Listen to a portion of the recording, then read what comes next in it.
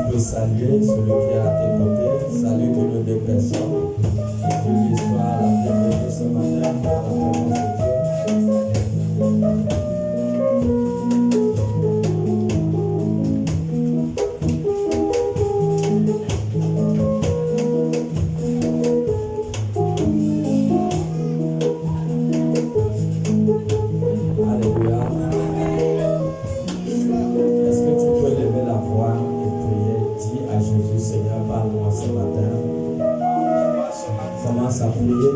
Jésus de nous parler ce matin.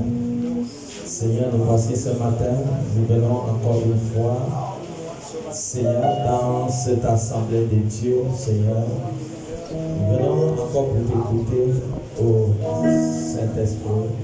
Parle-nous ce matin, que toute la gloire, l'honneur te revienne, Seigneur, nul n'est comme toi, tu es le Dieu des patriarches. Tu es le Dieu, le maître de toutes choses, que ce soit dans le ciel et sur la terre. Et nous nous rassemblons encore dans ce lieu à ton nom, dans le contrôle de ces temps. Gloire, honneur et à toi, au nom de Jésus, que nous avons prié. Amen. Amen. Encore de Jésus.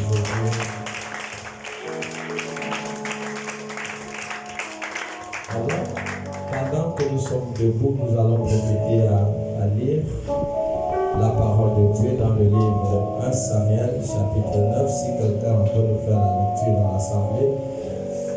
1 Samuel, chapitre 9, le verset 1 à 8. 1 Samuel 9, le verset 1 à 8.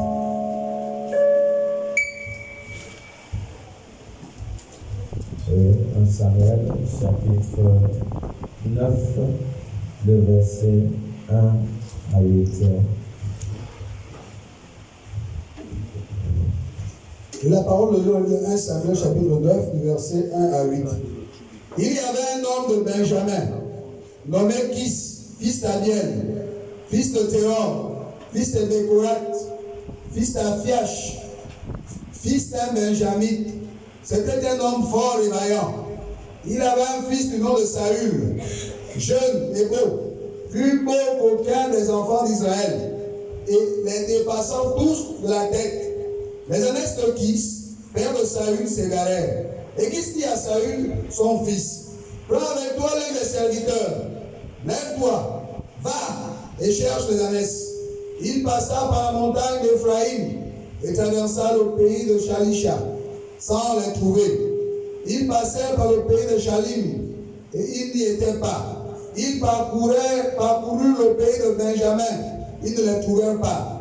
Ils étaient arrivés dans le pays de Tuf. Lorsque Saül dit à son serviteur qui l'accompagnait, viens, retournons, de peur que mon père, oubliant les ânesses, ne soit en peine de nous. Le serviteur lui dit, voici il y a dans cette ville un homme de Dieu, et c'est un homme considéré. Tout ce qu'il dit ne manque pas d'arriver. Allons-y donc. Peut-être nous fera-t-il connaître le chemin que nous devons prendre. Saül dit à son serviteur, mais si nous allons, qu'apporterons-nous à l'homme de Dieu? Il n'y a plus de provisions dans mon sac, et nous n'avons aucun présent à offrir à l'homme de Dieu. Qu'est-ce que nous avons? Le serviteur reprit la parole et dit à Saül, voici j'ai sur moi le quart d'un cycle d'argent. Je le donnerai à l'homme de Dieu, il nous indiquera notre chemin. Autrefois en Israël, quand on avait consulté Dieu. C'est bon. Amen, amen. Asseyez-vous dans la présence de Dieu. Nous avons pour thème ce matin le Dieu de la restauration. Nous parlons sur le thème le Dieu de la restauration. Voilà. La Bible nous parle ici des moutons du père de Saül, qu'on appelait Kis. Voilà, la Bible nous parle de ces moutons qui étaient perdus, ces ânesses étaient perdues. Ces ânesses étaient perdues. Nous parlons sur le Dieu de la restauration. Les ânesses de Kis étaient perdues. Et le père a dû envoyer Saül avec son serviteur pour aller chercher où étaient les ânesses. Voilà.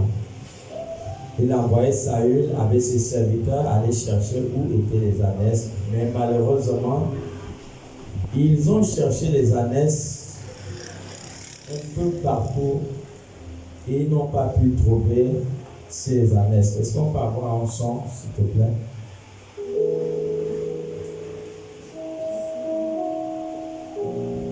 Ils ont cherché les ânesses partout. Est-ce que quelqu'un me suit? Partout. Ils n'ont pas trouvé. Dans plusieurs localités, ils ont cherché les moutons qui étaient perdus. Ils n'ont pas trouvé. Jusqu'au point que Saül était découragé.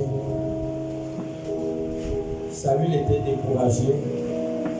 Il était vraiment découragé le fait qu'il ne trouvait pas les moutons. Vous savez, c'était sûrement l'entreprise du père. Il vivait sûrement de ça. Mais un jour, il s'est retrouvé que tous ces brebis étaient perdus sans savoir où ils étaient partis. Il ne savait pas qu'est-ce qui est arrivé, qu'est-ce qui s'est passé exactement. Il ne savait pas. Cette histoire, lorsque je l'ai lue, ça m'a amené à comprendre beaucoup de choses. Ça m'a amené à comprendre que dans la vie, on peut se retrouver qu'on a perdu quelque chose. On a perdu quelque chose de cher. Quelque chose qui était là pour nous soutenir dans nos défis. Quelque chose qui nous faisait vivre. On peut se retrouver qu'on a perdu cette chose.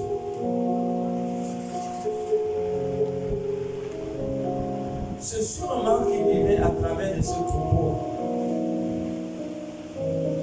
Et vous voyez, quand ils se sont rendus compte qu'ils ne trouvaient pas ces moutons, alors ils ont compris qu'il fallait qu'ils puissent consulter, qu'ils puissent chercher un homme de Dieu. Ils ont compris qu'il fallait qu'ils cherchent un homme de Dieu. Vous savez, des personnes traversent des situations difficiles. Il y a des gens qui traversent des situations que lorsque vous écoutez ça, vous pouvez vous mettre à pleurer en écoutant seulement la situation. Beaucoup de gens aujourd'hui ont perdu peut-être leur maison. Beaucoup ont perdu leurs études.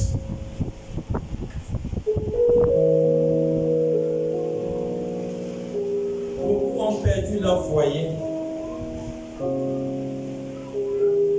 Beaucoup de personnes ont sûrement perdu leur terrain.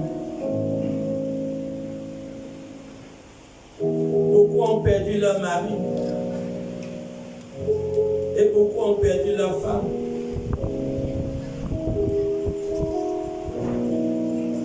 Beaucoup de personnes ont perdu leur entreprise. Il y a des gens qui ont perdu leur mère. Beaucoup de gens ont perdu leur père.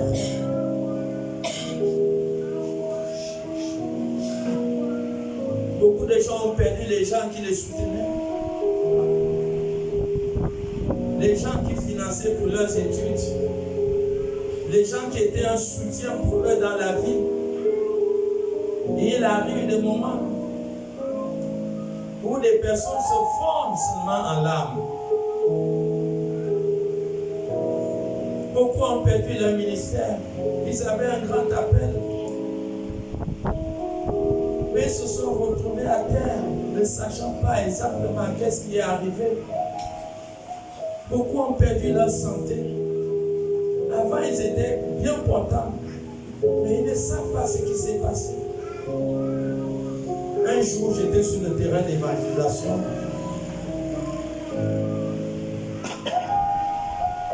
Et je suis sûr que ce Dieu avait permis que je passe par là. J'ai croisé une jeune fille. J'ai commencé à lui parler de Dieu, l'amener à comprendre que sa vie peut encore avoir un sens, que Dieu pouvait restaurer sa vie. Cette fille s'est fondue en larmes plusieurs fois sur le terrain d'évangélisation. Lorsque j'ai parlé à une certaine catégorie de personnes, ils se sont retrouvés en train de pleurer. Mais vous pensez que quelqu'un peut fondre en larmes seul comme ça s'il n'y a pas une situation qui trouble la personne? Si la personne n'est pas dérangée par une situation qui le dérange? Effectivement, cette fille devait aller se suicider la semaine là. Elle devait aller se suicider cette semaine. Heureusement que je suis passé. Que le Saint-Esprit a permis que je puisse avoir une rencontre avec cette fille. Elle a renoncé au crime qu'elle voulait se faire. Pourquoi? Parce qu'elle a eu à rencontrer un homme de Dieu. Mon frère, ma soeur, ce n'est pas la fin. Je sais que de la même manière que nos visages sont différents, si chacun essaie de dire ce que tu traverses, alors les autres pourront se mettre à pleurer par rapport à la situation qui fait face à ta personne. Mais tu dois comprendre que chaque chose a un temps. Il y a un temps où tu peux connaître les douleurs. Il y a un temps aussi que Dieu va se souvenir de toi. Les douleurs ne resteront pas à toujours dans ta vie. Il y a un temps où ces douleurs vont terminer. Il y a un temps où Dieu aura pitié de toi et que Dieu va susciter une rencontre avec un homme de Dieu pour que ta situation puisse prendre fin. Mais vous devez comprendre cette histoire. Lorsque ces ânesse étaient perdues, Saül n'avait plus espoir. Et je vous encourage de marcher avec des gens qui peuvent vous motiver lorsque vous êtes dans des difficultés. Ne marchez pas avec des gens qui vont vous dérouter. Marchez avec des gens qui peuvent vous soutenir dans votre douleur, dans votre souffrance. Des personnes qui pourront vous donner des bons conseils. Des personnes qui pourront vous amener dans la même direction. Il y a beaucoup qui se sont retrouvés perdus. Beaucoup se sont retrouvés chez les marabouts.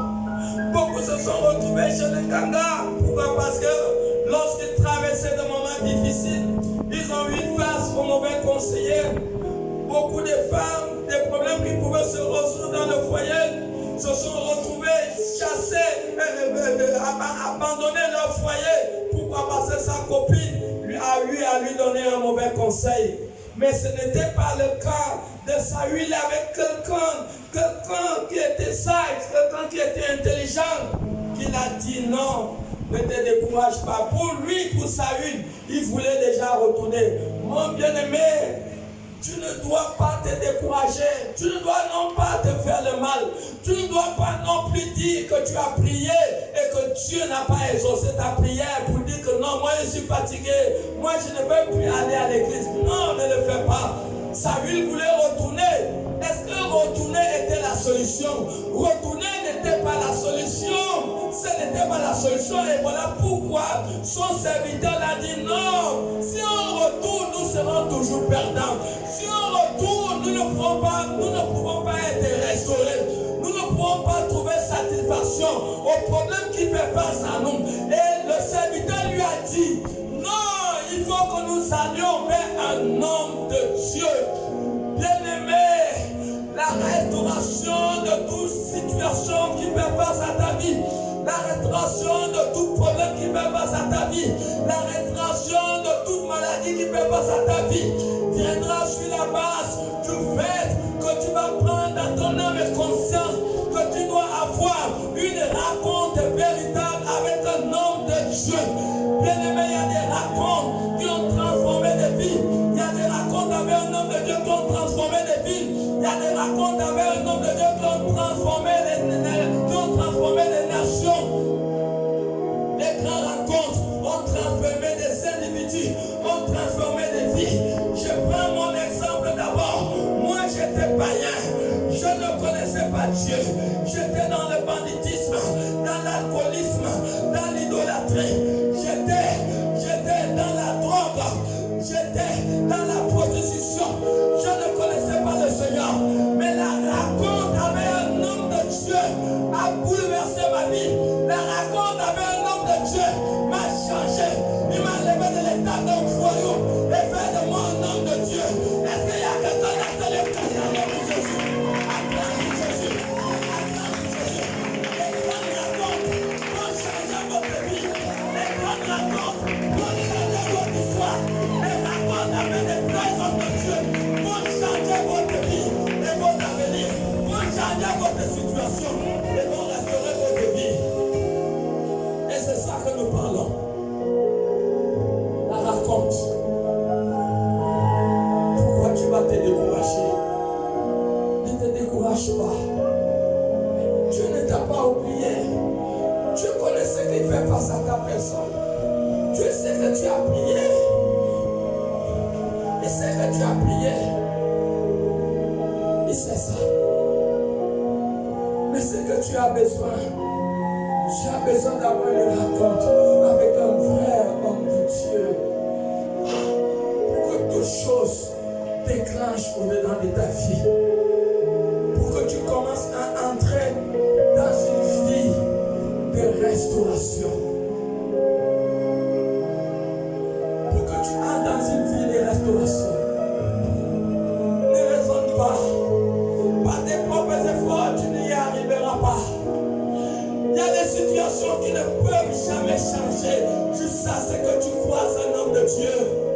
Je me rappelle, ça fait, je crois, 10 ans de cela.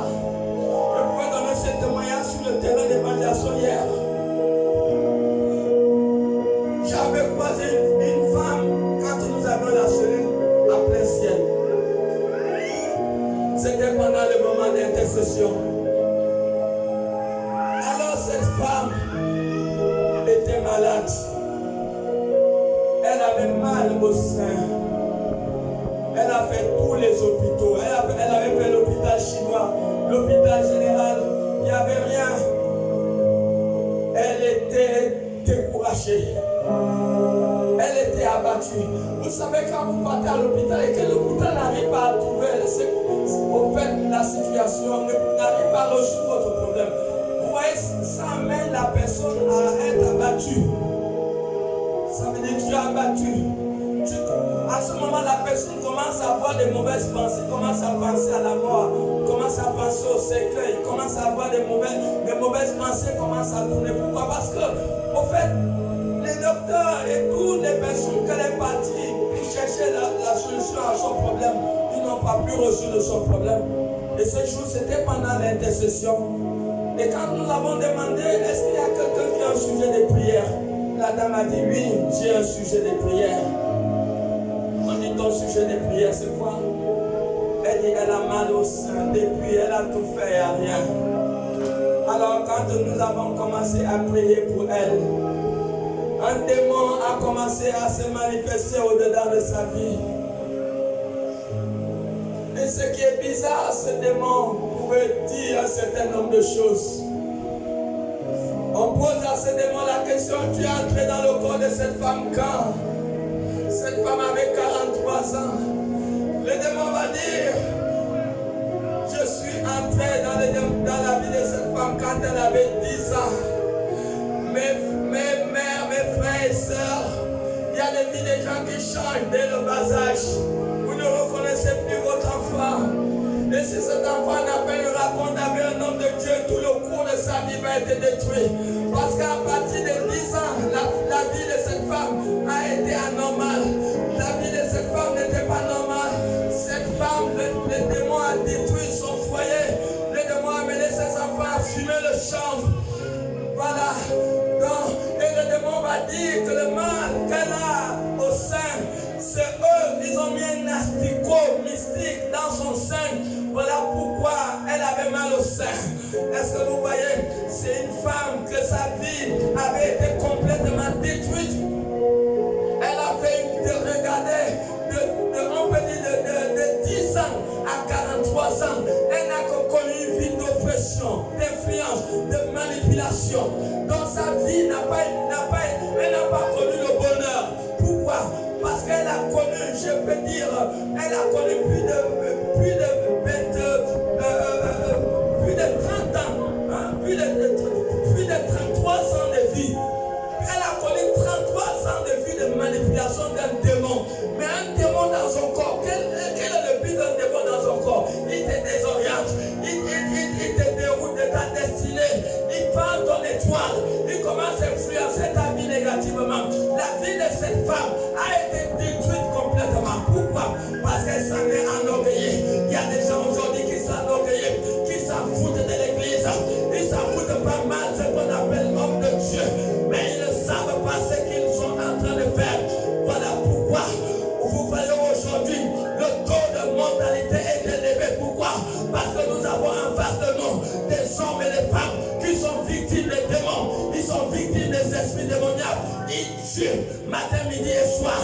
Les esprits et les démons ne font que les massacrer. Pourquoi?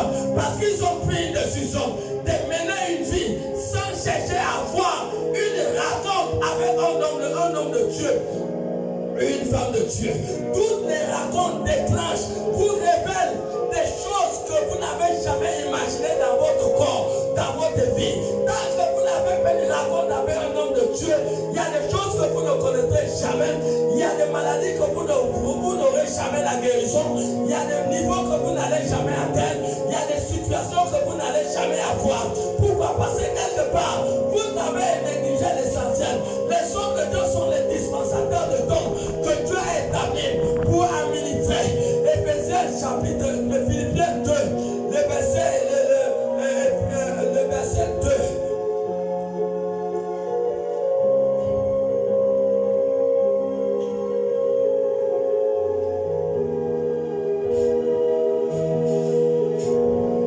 Amen. La Bible dit que Dieu a établi d'abord les apôtres. Il a établi, je crois, Éphésiens 4, à partir du verset 11 à 12. Il a établi les apôtres, les prophètes, les docteurs. Il les a établis, les pasteurs. Il les a établis pour le perfectionnement des saints. Hébreux 4.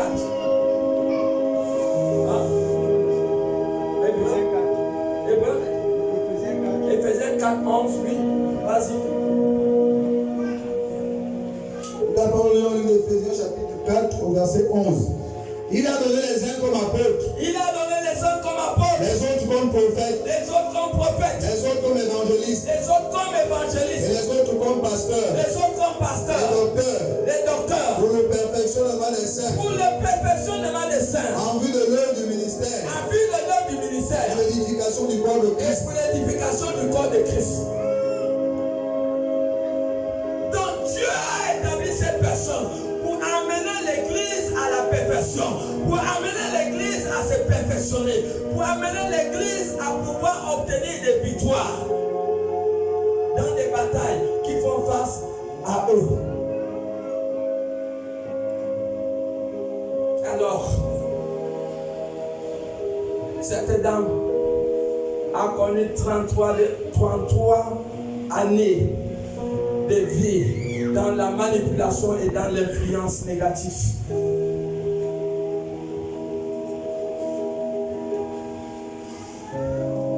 Dieu a le pouvoir de restaurer ta vie. Dieu a le pouvoir de restaurer ta situation. La situation qui fait face à toi. Et je vois que nous sommes dans l'ère de la restauration. Nous sommes dans l'ère de la restauration. Et je me tiens sous l'autel de Dieu ce matin. Et je déclare la restauration de Dieu dans ta vie au nom de Jésus. Que tout ce que le diable t'a volé te soit restauré maintenant. Reçois ta restauration au nom de Jésus. Reçois ce que le diable a volé dans ta vie dans le nom de Jésus. Reçois-le ce matin. Est-ce qu'il y a quelqu'un dans ce lieu pour dire dans ta main?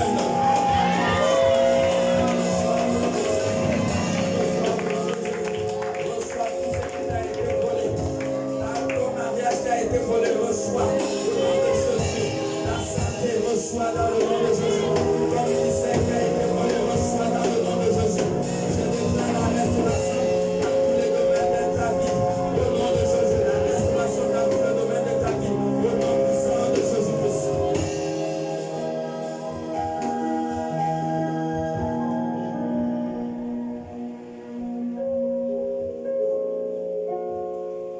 Alors,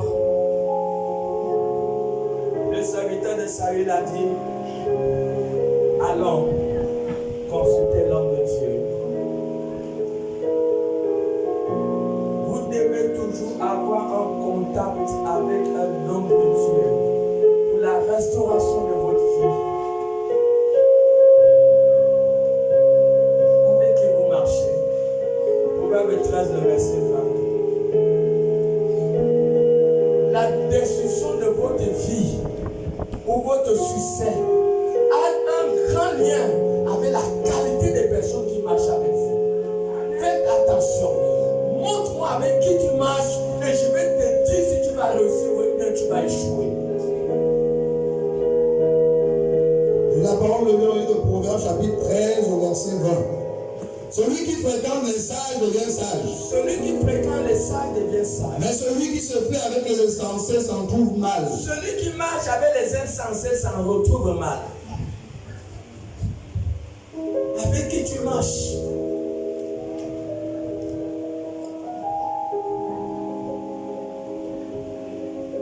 Essaye d'imaginer. Si le serviteur de Saül n'était pas un homme de Dieu, lui-même il était déjà dérouté. Il ne savait pas qu'on pouvait trouver la solution à son problème. Non, la solution à ton problème, Dieu peut trouver, Dieu a la capacité de restaurer, de trouver la solution à ce qui fait face à toi. Dieu est un Dieu des cas impossibles. Tout est possible à Dieu. Tout est possible à Dieu. Tout est possible à Dieu. Il n'y a pas quelque chose qui soit incapable à Dieu. Il n'y a pas quelque chose que Dieu ne puisse pas faire. Si Jésus a ressuscité Lazare, qui était déjà pourri dans la tombe, il n'a jamais changé. C'est le même Jésus d'hier. C'est le même Jésus qui marche avec nous. Il est le même hier, aujourd'hui et éternellement. Il est le Dieu le tout-puissant, le Dieu des cas impossibles. C'est ce Dieu qu'il est. Ne dis pas que c'est fini, mon ami. Ce n'est pas fini. Dieu n'a même pas encore commencé avec toi. Et Dieu a pris la décision de restaurer ce qui n'est pas ça. Il va restaurer dans le nom de Jésus. J'ai la conviction de cela. Marchez avec des hommes et des femmes qui ont la capacité de vous aider à continuer la marche vers votre liberté, vers votre restauration. Marchez avec eux.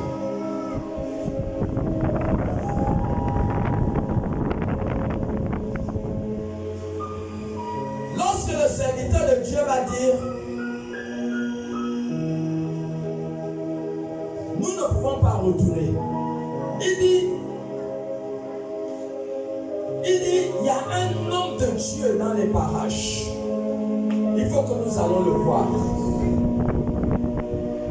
Et Samuel va dire, mais qu'allons-nous amener à l'homme de Dieu? Il a dit, il a une seule pièce d'argent dans sa poche. Et ils ont compris qu'ils vont aller voir l'homme de Dieu par rapport au problème qui faisait face à eux. Nous avons ce système est beaucoup ici en Afrique centrale, où les gens ne reconnaissent pas la valeur qui incarne les hommes de Dieu. Allez-y au Nigeria, vous allez voir quand les gens savent que tu es un homme de Dieu, tu es respecté. Tu es respecté. Des fois, tu peux monter même dans une voiture, tu ne payes pas parce qu'on a su que tu es un homme de Dieu. À Débrouilleur,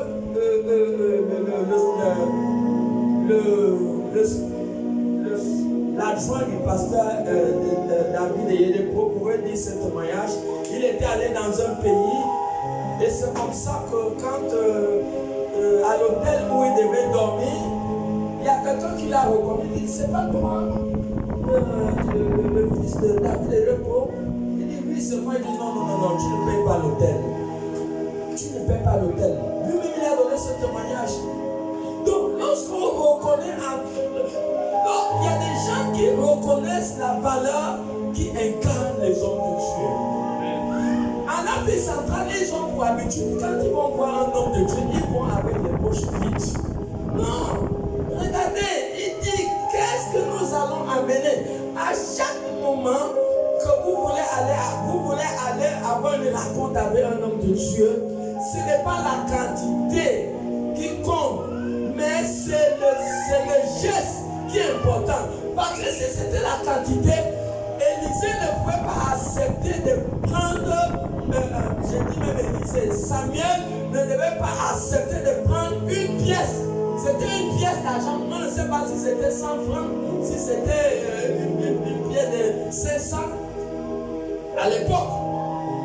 Donc, à chaque moment que vous avez un problème qui vous dérange, vous partez pour voir un homme de Dieu.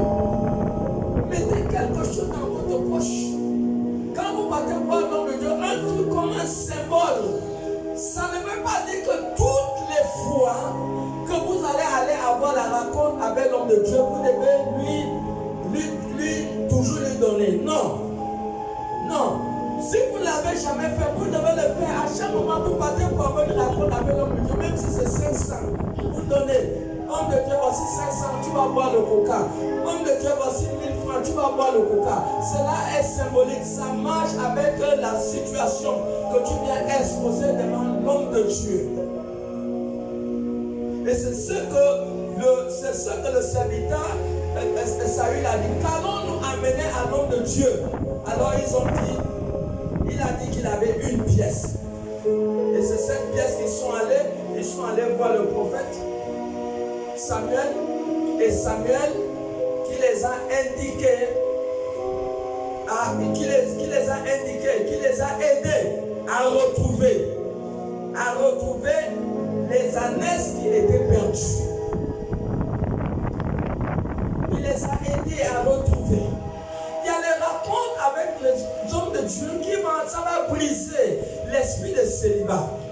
Il y a des gens qui devaient se marier depuis, mais ils sont nés dans les consécrations, on les a consacrés à des maris. Il y a beaucoup qui ont des cordes invisibles sur le corps.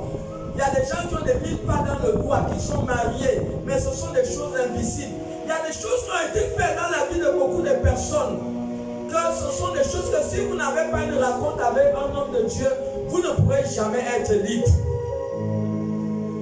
Parce que Dieu va toujours passer à travers ses serviteurs, ses servantes, afin de rendre celui qui est souffrant libre. Nous devons le comprendre. C'est des choses à ne pas oublier. Toute grande rencontre va amener une transformation et un changement au-dedans de votre vie. Souvenez-vous de cette femme qui avait la perte de sang pendant 12 ans. Elle avait la perte de sang pendant 12 ans. Elle était malade.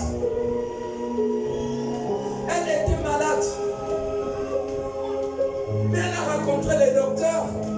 Pourquoi elle n'a pas pu guérir? Elle a rencontré des marabouts. Pourquoi elle n'a pas pu guérir? Est-ce que nous comprenons qu'il y a des problèmes que vous devez raconter au nom de Dieu, pas un gaga? Il y a des problèmes que vous devez raconter au nom de Dieu, pas un marabout.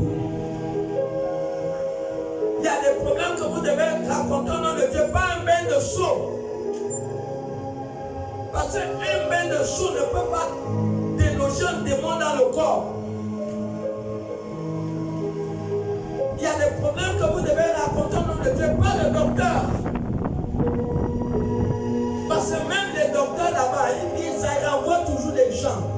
Ils renvoient parce que quand ils sont dans l'incapacité, ils vont dire non, là il faut aller à l'église, il faut chercher Dieu. Plusieurs fois nous avons eu des témoignages.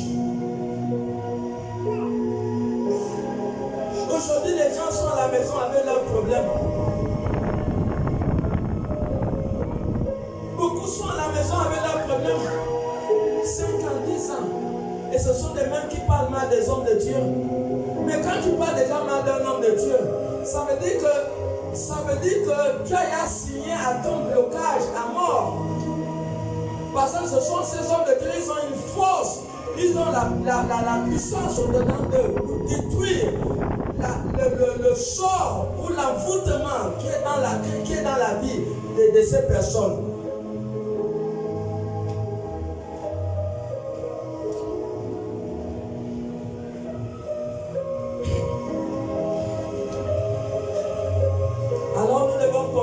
Nécessité vraiment de se confier aux hommes de Dieu lorsque vous traversez une situation que vous ne comprenez pas. À chaque moment qu'une famille traverse une situation qu'elle ne comprend pas, la famille doit solliciter la rencontre avec un homme de Dieu. Vous la rencontre avec un homme de Dieu, c'est très important. Quand vous voyez qu'il y a des choses que vous ne comprenez pas, cherchez à raconter un homme de Dieu par rapport à la situation qui fait face à vous. Sinon, vous n'allez jamais trouver la solution à ce qui fait face à vous. On peut dire 80% des problèmes que les gens traversent, ce sont des choses mystiques. Ce sont des choses mystiques. Ce sont des envoûtements, ce sont des blocages. Trop rarement que les gens traversent des problèmes normaux. La plupart des problèmes ont encore des choses mystiques. Si la maladie de cette femme est une maladie normale, pourquoi le docteur n'a pas pu la guérir pendant 12 ans qu'elle cherchait la solution à son problème? Pendant 12 ans, elle est en train de chercher la solution. Jusqu'à ce qu'elle s'est dit en elle-même, il faut que j'aille une rencontre avec cet homme qu'on appelle Jésus. Elle s'est dit en elle-même, elle avait cette conviction que si elle avait la rencontre avec Jésus, elle pouvait être guérie. Toutes les grandes rencontres ont changé le cours des histoires, même des nations. Ça a changé le cours des histoires des peuples, des familles, des racontes seulement. Cherchez des rencontres avec des vrais hommes de Dieu. Comment connaître que cet homme de Dieu est vrai? Ne regardez pas les miracles, ne regardez pas les prophéties, parce que les grands faiseurs de miracles sont des grands pécheurs. Voilà pourquoi Matthieu 7, à partir du verset 23, dit que beaucoup de prophétiseurs qui prophétisent, beaucoup vont finir leur course dans les temps de feu de l'enfer. Donc comment connaître un vrai homme de Dieu? Ne regardez pas les miracles. Ne regardez pas, même Judas faisait des miracles. Quand Jésus a envoyé les 70, ne regardez, si vous regardez les miracles, déjà en ce temps de la paix, 2 Thessaloniciens, chapitre 2, le verset 9, il dit qu'il y aura des faux miracles. C'est pas si tu peux nous lire ça. Il y aura des faux miracles. Donc quand tu vois des faux miracles, ça veut dire que celui qui fait le miracle là, c'est un faux. Et la plupart des miracles, ça serait des faux miracles. Maintenant, si ta chrétienté est basée sur le miracle et tu ne cherches pas à connaître la vérité, alors tu seras dérouté. 2 Thessaloniciens chapitre 2 à partir du verset 9. La parole de 2 Thessaloniciens chapitre 2. Tu peux commencer même à partir du verset 7. À partir du verset 7. Car le mystère de l'iniquité agit déjà. Le péché agit déjà. Il faut seulement que celui qui le retient encore ait disparu. Oui. Et alors paraîtra l'impie, que le Seigneur Jésus détruira par le souffle de sa bouche. Voilà, paraîtra la puissance maléfique. Satan va paraître avec les cornes devant tout le monde. Oui. Et qu'il anéantira par l'éclair de son avènement. Oui. L'apparition de cet impie se fera par la puissance de Satan. Ça va se faire par la puissance de Satan. Avec toutes sortes de miracles. Avec toutes sortes de miracles. De signes. Des signes. Et de prodiges mensongeux. Des prodiges mensongeux. Et avec toutes les séductions de l'iniquité. Toutes les séductions de l'fornication et tout ce qui suit ces choses. Pour ceux qui périssent. Pour ceux qui périssent. Parce qu'ils n'ont pas reçu l'amour. Ils n'ont pas reçu l'amour de la vérité pour être sauvés. Ils n'ont pas reçu l'amour de la vérité pour être sauvés, c'est bon. Vous voyez? Donc paraîtra, il va paraître les faux, les faiseurs de miracles. Donc comment connaître un vrai homme de Dieu? Cherche à connaître sa vie, son histoire. Cherche à connaître sa vie profonde et regarde pas ce qu'il fait. Amen. Amen. Voilà. Cherche sa vie, cherche la vie de la personne. Allez dans sa maison, sa famille, ses amis. Cherchez le fond. C'est pas là pour connaître que ça c'est un vrai, ça c'est un faux homme de Dieu. Mais si vous suivez les miracles, vous êtes perdus. Allez, vous allez consulter Matthieu 30, Matthieu 7, à partir du verset 23. Il dit, c'est faisant des miracles, Jésus va les chasser les derniers jours. Ces gens qui prophétisent, les derniers jours, Jésus ne va pas les reconnaître. Toute grande rencontre a changé le cours des histoires de beaucoup de gens. Allons-y dans 2 Rois chapitre 4. Nous allons voir une femme qui a connu aussi beaucoup de difficultés et qui faisait partie des femmes des prophètes. 2 Rois 4, le verset 1 à 7.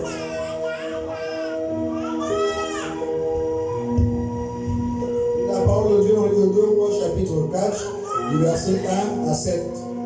Une femme d'entre les femmes des fils des prophètes, Elle faisait partie des femmes des fils des prophètes. pria à Élisée Elle avait des problèmes. en disant, Elle avait des problèmes. Elle a dit à Élisée, lui, ton serviteur, mon mari est mort. ton serviteur, mon mari est mort. Et tu sais que ton serviteur craignait l'Éternel. Tu sais que ton serviteur craignait l'Éternel. Or, le créancier est venu Le créancier est venu pour prendre mes 2 enfants pour prendre mes 2 enfants et en faire des esclaves. et en faire des esclaves. Élisée lui dit, Élisée lui dit, que puis-je faire pour toi? que puis-je faire pour toi? Dis-moi, qu'as-tu à la maison? Qu'as-tu à la maison? Elle répondit, ta servante n'a rien du tout. Ta servante n'a rien du tout. À la maison, qu'un vase d'huile. Oui, qu'un vase d'huile. Et il dit, va demander au dehors des vaches chez tous tes voisins. Va demander en dehors des vases chez tous tes voisins. Des vases vides. Des vases vides. Et n'en demande pas un petit nombre. Ne demande pas un petit nombre. Quand tu seras rentré, tu fermeras la porte sur toi. Tu fermeras la porte sur toi. Et sur tes enfants. Et sur tes enfants. Tu verseras dans tous ces vases. Tu verseras dans tous ces vases. Et tu mettras de côté ceux qui seront pleins. Et tu mettras de côté ceux qui seront pleins. Alors elle le quitta. Oui. Elle ferma la porte sur elle. Oui. Et sur ses enfants. Il lui présentait les vases et elle versait. Oui.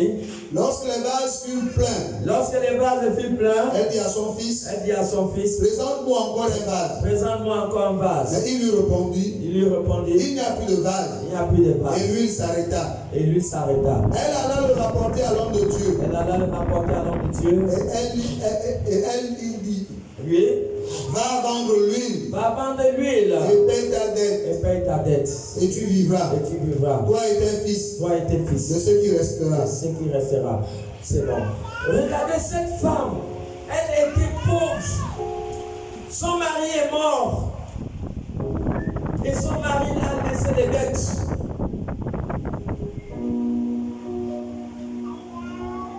Elle n'avait rien. Ils étaient endettés au point qu'on devait faire de ses enfants des esclaves.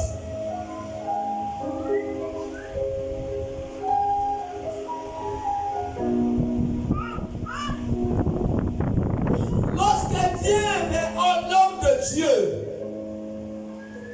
elle est venue vers l'homme de Dieu pour chercher la solution à son problème. Elle pensait que l'homme de Dieu devait faire sortir de l'argent pour lui donner. Si l'homme de Dieu faisait sortir de l'argent pour lui donner, est-ce qu'il était en train de lui faire le bien? Non. Parce que ce qu'il devait lui donner ne devait pas être plus beaucoup que le miracle qu'elle devait expérimenter. Quelqu'un comprend? Est-ce que tu es là?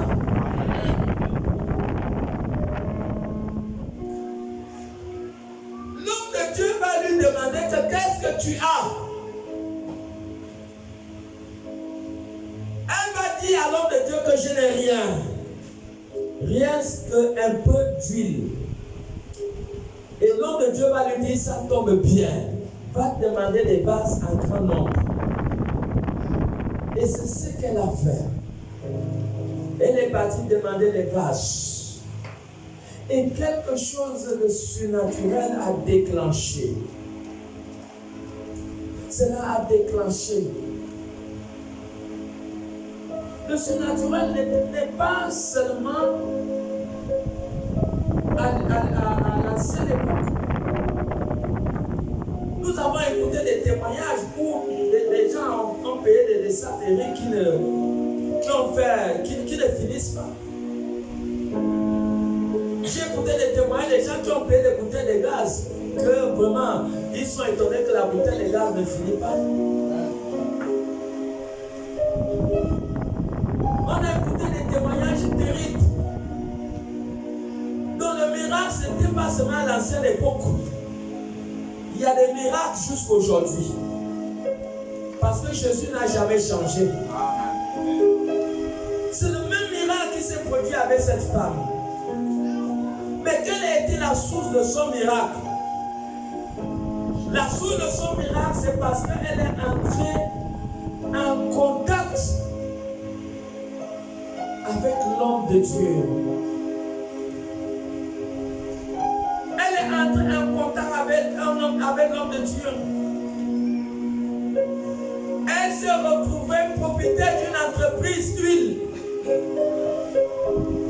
Propriétaire d'une entreprise d'huile. Elle avait un problème financier. Est-ce qu'un jour tu es venu pour dire, voilà, pasteur, qu'est-ce que, avec l'argent que je fais, qu'est-ce que je dois faire? Tout ce que tu as besoin d'une idée que l'homme de Dieu te donne. Dans cette idée, il y a une force et une puissance qui va déclencher une nouvelle histoire dans ta vie. Tout ce que tu as besoin, c'est une idée. C'est un ordre. Tu dois recevoir l'ordre venant de l'homme de Dieu en disant, bon, maintenant tu peux aller. Quand il te dit, tu peux maintenant faire, cette parole est accompagnée des anges, est accompagnée d'une force. Si tu le fais, tu verras les résultats. Parce que la puissance de Dieu n'a jamais changé. La même force et puissance qui était dans la vie des patriarches, Dieu a investi le même pouvoir dans la vie de ses serviteurs aujourd'hui. Et c'est ce que cette femme a fait. Elle s'est retrouvée avec beaucoup d'argent parce qu'elle a compris l'importance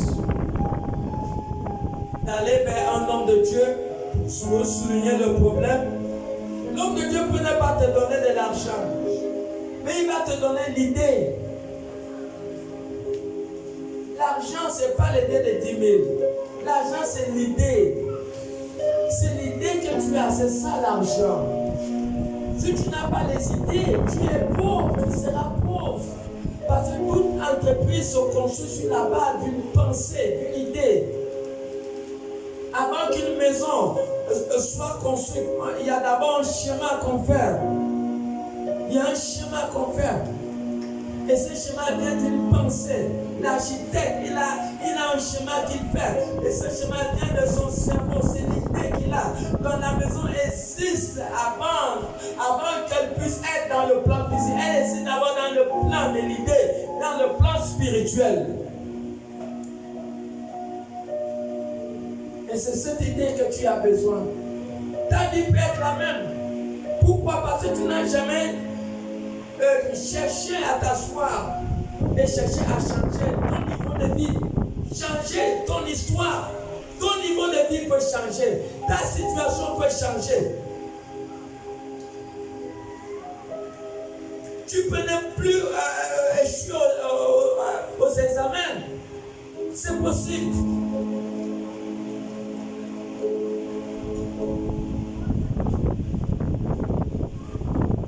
À l'époque, nous avons croisé une fille qui avait échoué, je crois, le bac 3 fois. Elle ne savait pas qu'est-ce qui n'allait pas dans sa vie. Elle est venue vers l'église, souligner le problème. Voir un homme de Dieu, on l'a soumis dans un travail de jeûne et prière le prochain examen. Elle a gagné ses examens. Pourquoi? Parce qu'elle est venue vers Dieu. Elle est venue vers Dieu. Ça, c'est quelle vie que tu vas mener. Voilà, j'ai donné le témoignage. Le démon est entré dans la vie de cette femme, elle avait 10 ans. Et nous, elle est venue vers l'homme de Dieu, elle avait 43 ans. Nous, on a fait 33 ans de manipulation, d'influence. Parce qu'elle a mené sa vie sans chercher à croiser un homme de Dieu. Mais si vous ne croisez pas un homme de Dieu, il y a des choses mystiques que les parents, les sorciers de la famille ont fait dans la vie de plusieurs personnes. Pas les parents, les sorciers de la famille. Maintenant, tu vas t'en sortir comment? Si tu ne cherches pas à raconter un homme de Dieu. Il y a des gens qui vivent avec leurs problèmes, ils vivent avec leurs maladies, ils vivent avec leurs démons, avec des choses dans leur vie, dans leur famille. Il y a des familles que chaque année, il y a un deuil. Chaque année, il y a un deuil. Mais on peut stopper le deuil. Dans une famille, c'est possible. C'est possible qu'on puisse stopper le deuil. C'est possible. Parce que dans le monde de la sorcellerie, 2 ans, quand ils ont mangé quelqu'un en vampire en décembre, là, ils attendent 2 ans encore pour manger la prochaine victime. Et la prochaine victime, on la prépare pendant que le secret est là. Voilà pourquoi j'ai toujours dit, on ne va pas à la NVM monter Maboulement. Amen. Amen. Faut pas aller à NVM monter Maboulement, sinon tu peux être la prochaine viande dans la mamie de sorcier. Et quelqu'un dit au nom de Jésus, je ne pourrai jamais être la viande de sorcier. Jésus. Jamais. Et c'est comme ça qu'il fonctionne. Mais ça peut s'arrêter. Quelle famille qui a dit non, le problème en est assez. Nous allons aller raconter au nom de Dieu. Il réunit toute la famille pour dire bon, voici le problème. Nous allons raconter au nom de Dieu. Nous en avons assez pour enterrer les gens dans notre maison. Quelle est la famille qui a fait ça? Ils préfèrent s'enorgueillir, rester dans leur problème, rester dans leur deuil et parler mal de l'église. Mais il gagne quoi en parlant mal de l'église? Tu parles mal de l'église, mais vous allez continuer à enterrer les gens. Vous allez continuer à enterrer les gens. Ils vont continuer à enterrer les gens.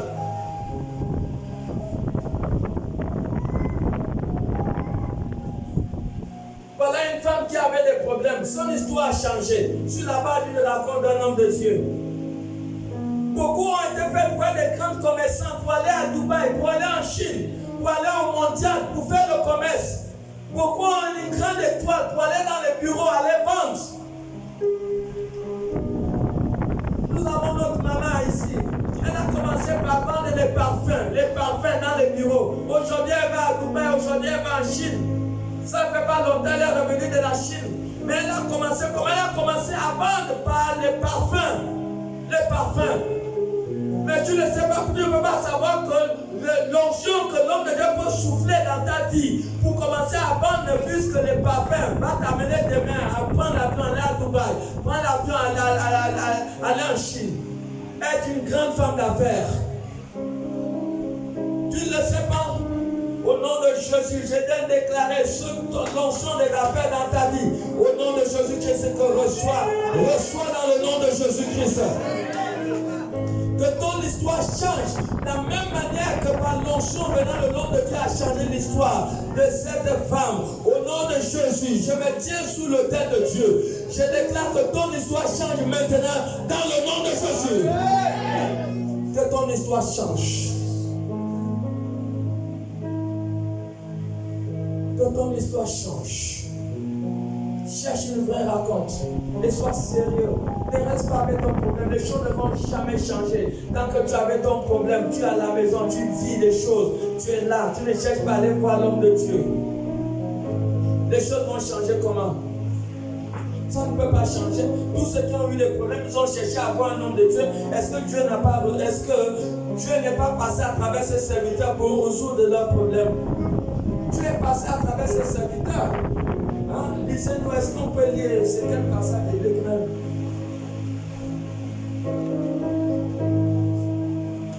Ésaïe 44, verset 26.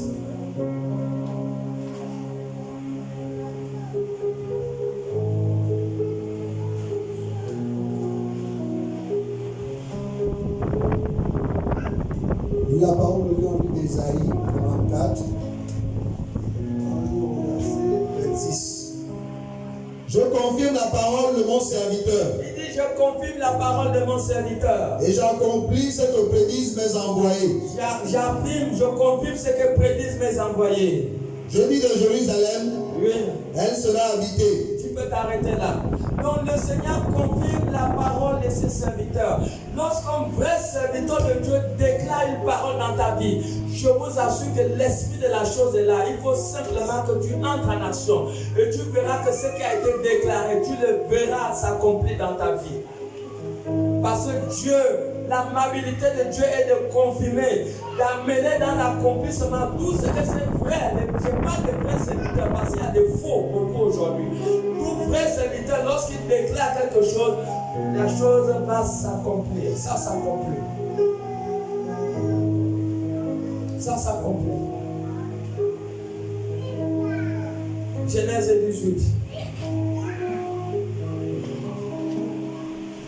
À partir des premiers versets.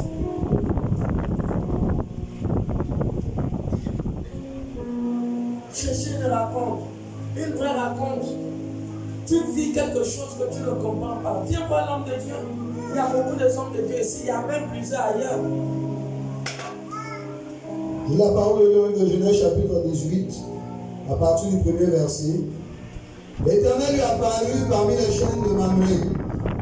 Et comme il était assis à l'entrée de sa tente, pendant la chaleur du jour, il leva les yeux et regarda. Et voici 3 hommes étaient debout près de lui. Quand il les vit, il courut au-devant d'eux, depuis l'entrée de sa tente, et se prosternant en terre. Et il dit, Seigneur, si j'ai trouvé grâce à tes yeux, ne passe point. Je te prie, moi de ton serviteur. Permettez qu'on apporte un peu d'eau pour vous laver les pieds et reposez-vous sous ce table. J'irai prendre un morceau de pain pour fortifier votre cœur. Après quoi vous continuerez votre route, car c'est pour cela que vous passez près de votre serviteur. Il répondit, fais comme tu l'as dit. Abraham alla promptement dans sa tente vers Sarah et il dit, vite 3 mesures de fleurs de farine, pétris et fais des gâteaux. Abraham courut à son troupeau, prit un veau tendre et bon, et le donna à un serviteur qui se hâta de la prêter. Il prit encore de la crème et du lait, avec le veau qu'on avait apprêté, et il le mit devant eux. Il se tint lui-même à leur côté sous table, et ils mangèrent. Alors il lui dit, où est Sarah ta femme? Il répondit, elle est là, dans la tente. L'un d'entre eux dit, je reviendrai vers toi à cette même époque. Il dit, je reviendrai vers toi à cette même époque. Et voici Sarah ta femme aura un fils. Voici Sarah ta femme aura un fils. Sarah écoutait à l'entrée de la tente. Elle a écouté à l'entrée de la tente. Qui était derrière lui? Oui. Abraham et Sarah étaient vieux. En âge, oui. Avancés en âge. Oui. Et Sarah ne pouvait plus espérer avoir des enfants. Elle n'espérait plus avoir des enfants. Elle rit en elle-même en disant, Oui. maintenant je suis vieille. Oui. Aurais-je encore des désirs? Aurais-je encore des désirs? Mon serviteur aussi est vieux. Oui. L'Éternel dit à Abraham, L'Éternel dit à Abraham, pourquoi donc Sarah a-t-elle ri? pourquoi Sarah rit? En disant, est-ce que vraiment j'aurai un enfant? Est-ce que j'aurai vraiment un enfant? Moi qui suis vieille. Moi qui suis vieille. Y a-t-il rien qui soit étonnant de la part de l'Éternel? Est-ce qu'il y a quelque chose qui soit impossible à Dieu? Au temps fixé, je reviendrai vers toi. À cette même époque, et Sarah aura un fils. Sarah aura un fils, c'est bon. Sarah ne pensait plus avoir un enfant. Donc même si ça veut dire que tu t'es beaucoup découragé par rapport à la situation qui a fait face à toi. N'abandonne pas ton attachement à Dieu. N'abandonne pas ta persévérance. Persévère. Il y a une récompense pour tous ceux qui persévèrent. Il y a une grande récompense. Tu ne dois pas te décourager. Parce que tu marches avec Dieu depuis un certain nombre d'années et tu as demandé quelque chose à Dieu et qui ne s'est pas encore accompli. Dieu avait aussi dit à Abraham qu'il devait enfanter un fils. Mais voilà, plus de 10 ans, Abraham attend. 15 ans, il attend. 20 ans, il attend. C'est la 27e année qu'il va avoir une rencontre avec un ange qui a pris l'aspect d'un homme. Il a eu la rencontre avec l'ange, avec ce homme. Donc même si Dieu a dit quelque chose de concernant, écoutez bien, et nous sommes d'accord que Dieu avait dit à Abraham que tu enfanteras un fils. Quand Dieu a dit quelque chose de concernant, tu as besoin d'aller vers un homme de Dieu afin que Dieu proclame, que l'homme de Dieu proclame ce que Dieu avait dit dans ta vie pour que ça vienne à l'existence. Pour que ça vienne à l'existence, tu as besoin qu'un homme de Dieu le confirme par une parole de déclaration, par une parole de proclamation.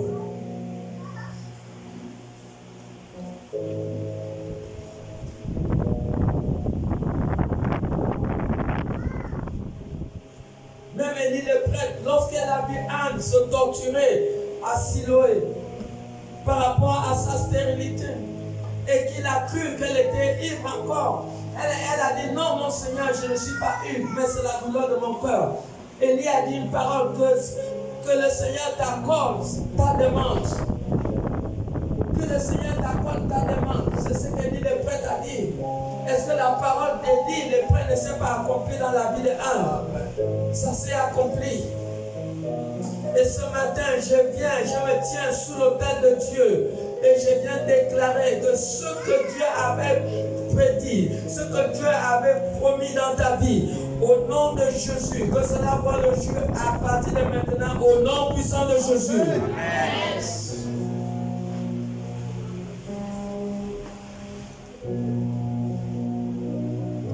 Cherchez Dieu. 2 Chroniques 20. Cherchez les hommes de Dieu.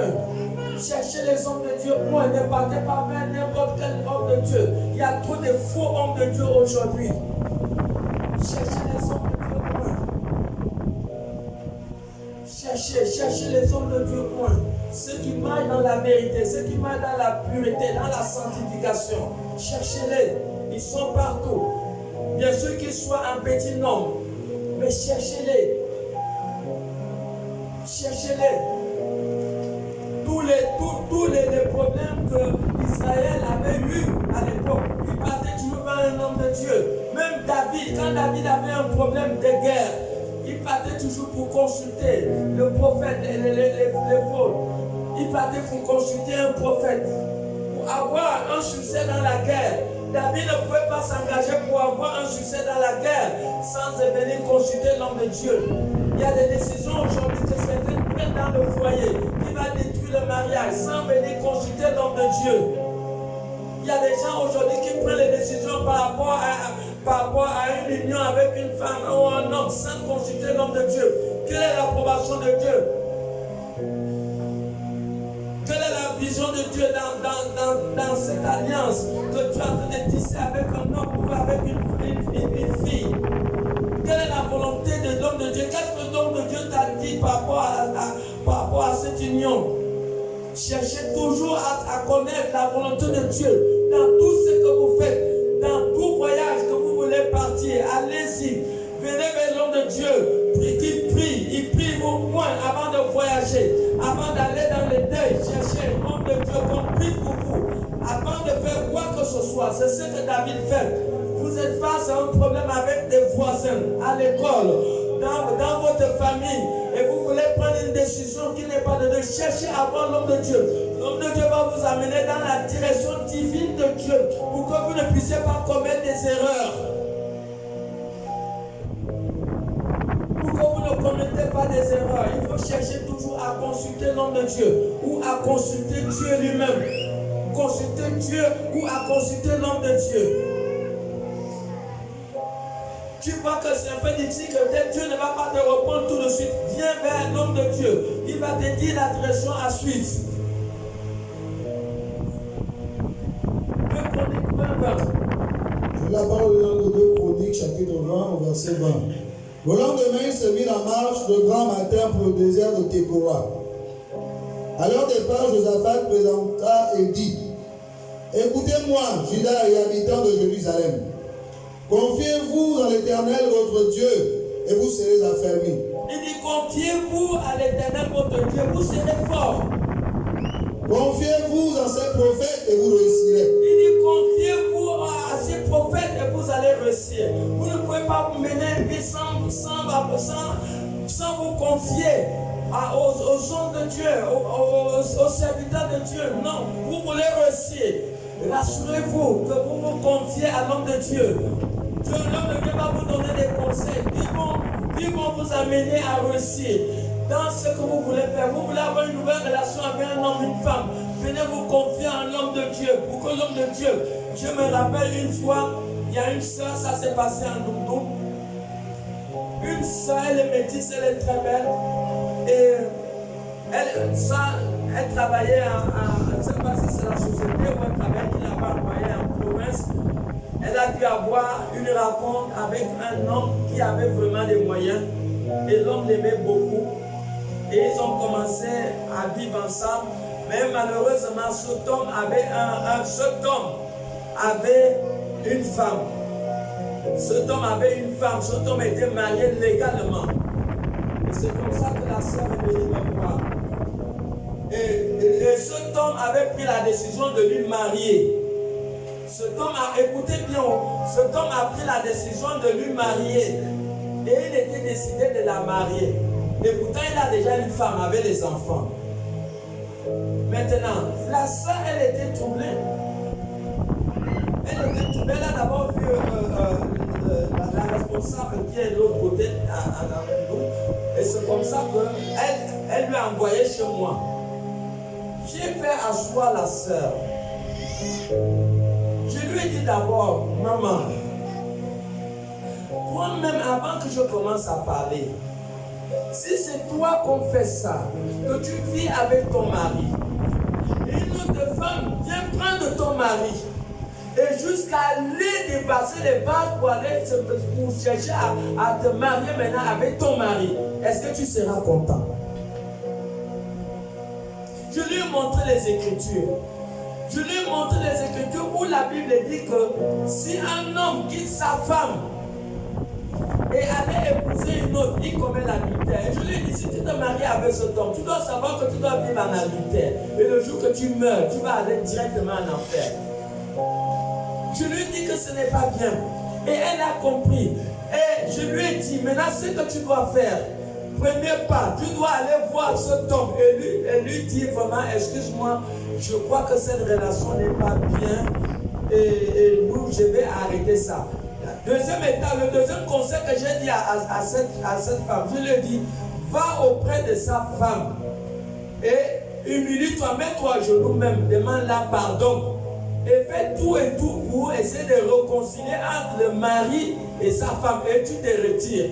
Et c'est ce qu'elle a fait. Elle a réussi à faire ça. Elle est venue me dire: comment parce que j'ai fait maintenant, je sens mon corps, je suis libre. Elle était libérée. Bon, regardez, si elle s'était engagée dans un truc comme ça, quelqu'un est marié, il a déjà les enfants, toi tu vas aller troubler un foyer, un mariage, est-ce que tu penses que ça va bien se passer? Vous voyez? Donc si on ne comprend pas qu'il est important d'aller consulter un homme de Dieu par rapport à une situation, vous pouvez vous trouver dans une souffrance jusqu'à ce que vous entrez dans la tombe. Il y a beaucoup de gens qui se sont retrouvés, ils ont fini le cours de leur vie. Le cours de leur vie. C'est comme ça qu'Amnon a fait. Amnon, il a eu le mauvais désir pour coucher avec sa sœur Tamar. Il n'est pas allé demander le conseil ni au prophète Nathan, ni à son père David. Mais il est parti se confier à ses amis qui lui ont donné de mauvais conseils. Ses amis lui ont dit quoi? Va coucher avec ta sœur. couche avec ta sœur Tamar, fais le faux malade. Va voir ton père, dis à ton père que je suis malade. Envoie Tamar dans ma chambre. Maintenant, quand Tamar va venir dans ta chambre, attends-la et couche avec elle, viole-la. Et c'est ce que le gaillard a fait. Il a fait le faux malade. Il est parti voir son père David, lui mentir. Pour dire que papa, je suis malade. Est-ce que tu peux envoyer ma soeur Tamar me préparer le gâteau, m'amener ça dans la chambre? Quand la pauvre a amené le gâteau dans la chambre, le garçon a fait quoi? Il lui a attrapé, il lui a violé. Quand il lui a violé, Absalom et Tamar, ils étaient même mères. Ils étaient même mères, mais ils n'étaient pas. Ils étaient même mères. Hein? Ils étaient même mères. Vous comprenez? Ils étaient même mères. Mais Absalom n'était pas la même mère avec Amnon. Vous voyez, mais ils avaient le même père commun qui était le roi David. Mais ça énervait Absalom. Quand vous voyez que vous avez fait du mal à quelqu'un, il vient faire le faux rire devant vous. Faites attention. Faites très attention aux gens qui sont silencieux, que vous avez eu des problèmes hier. Faites très attention avec eux. Absalom est resté silencieux pendant 2 ans. La 2e année, il a monté un coup pour tuer son frère Amnon. Il a monté un coup, il a payé les amis pour lui dire, venez, on va lui donner à boire. Les gens qui boivent, les gens qui sont dans des alcools. Il a dit, venez, on va lui faire boire. Quand il sera sous là, amenez-lui dehors, vous lui mettez le couteau au cœur. Et c'est ce que les amis d'Absalom ont fait. Ils lui ont mis le couteau au cœur, il est mort. Pourquoi? Parce qu'il avait eu à violer la soeur d'Absalom qui est Tamar. Mais quand ces choses sont arrivées, il a demandé conseil à qui? Il n'est pas allé vers un homme de Dieu. Aujourd'hui, tu as des problèmes, tu vas voir ta copine. Quelqu'un a eu la grossesse. Nous avons une soeur qui a perdu la grossesse. Elle-même, elle est morte. Pourquoi? Parce qu'en prenant la grossesse, elle est partie demander de mauvais conseils aux amis qui ont dit de mettre des feuilles là-bas en bas. Et quand elle a fait ça, elle a trouvé la mort avec l'enfant. Les deux sont morts. Vous voyez des mauvais conseils où ça peut amener les gens. Il faut chercher à voir les hommes de Dieu quand vous traversez des situations que vous n'arrivez pas à gérer. Il est très important. La Bible dit, confiez-vous à ces prophètes et vous allez réussir. Dieu n'oublie personne. Dieu n'oublie personne. C'est le temps où Dieu va restaurer l'église. C'est le temps de la restauration. C'est le temps où il faut revenir vers Dieu. Joël chapitre 2. Joël chapitre 2, le verset 12 au verset 13. C'est le temps de la restauration. Dieu va te restaurer. Même si tu es malade, Dieu est Dieu. Dieu est plus 1 milliard de fois plus intelligent, plus sage, plus réel que toi. Et Dieu sait ce que tu traverses. Et tu penses que si tu reviens à Dieu de tout ton cœur, Dieu ne va pas restaurer la situation qui a dérangé ta vie peut-être 5 ans, 10 ans ou 15 ans aujourd'hui. Dieu ne va pas te guérir. Dieu ne va pas restaurer.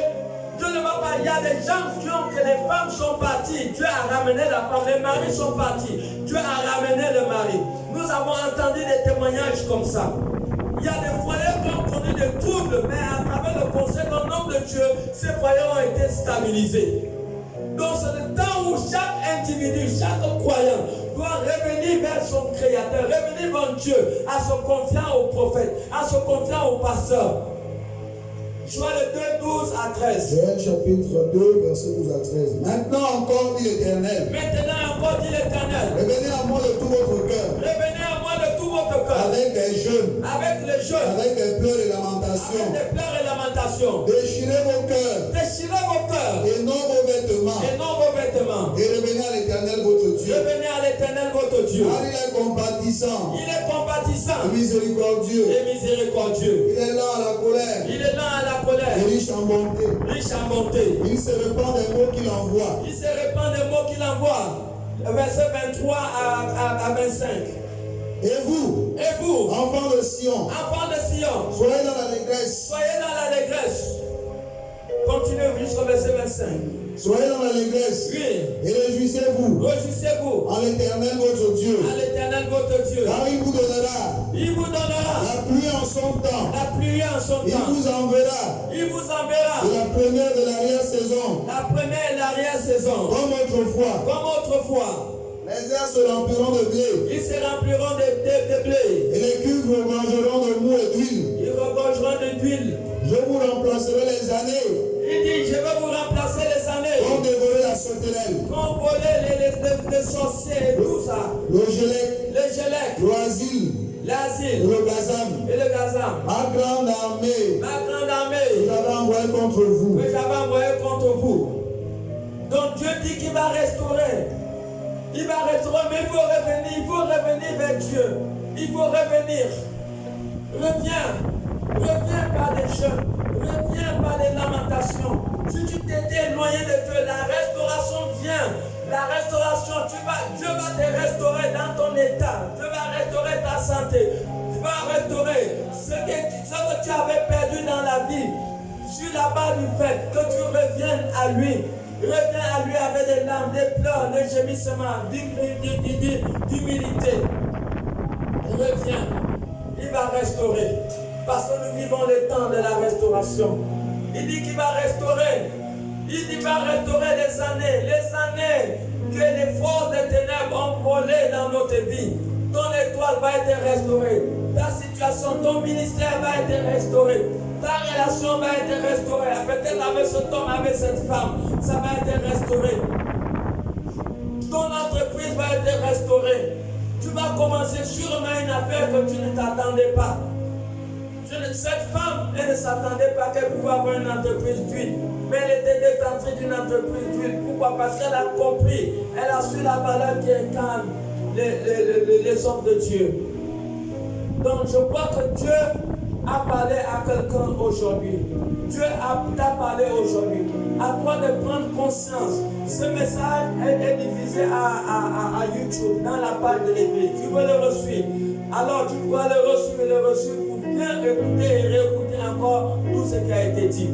Mais j'ai l'assurance d'une chose, que tu n'es plus la même personne et que tout ce que les sorciers avaient volé dans ta vie, que cela soit restauré maintenant dans le nom de Jésus. Que cela soit restauré dans le nom de Jésus. Que cela soit restauré au nom de Jésus.